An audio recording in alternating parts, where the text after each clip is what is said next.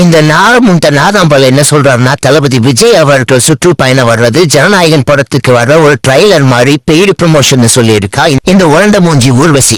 ஏமா பஃபன் மூஞ்சி, ஜனநாயகன் படம் ஃபுல்லா முடிஞ்சு போஸ்ட் ப்ரொடக்ஷன் முடிஞ்சு பொங்கலுக்கு ரிலீஸ் ஆயிருக்கு, படம் ரெடி ஆயிட்டு இருக்கு. அது இல்லாம அந்த தயாரிப்பாளரோட வேலை நீயே எந்த கதையில தெரிவிட்டு இருக்க? ஏமா மேக்கப் மேனகா, உனக்கே இது நியாயமா? சினிமேட்டிக் மைண்ட் செட்ல தான் மிஸ்டர் விஜய் சுற்றுப்பயணம் வந்துட்டு இருக்காரு.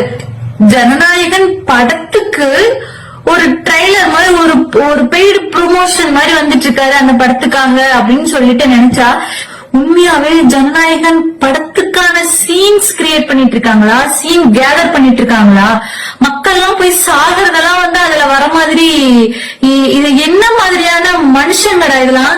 இது எங்களுக்கு மட்டும்தான் இதெல்லாம் அந்த தகவல் எல்லாம் வருதா?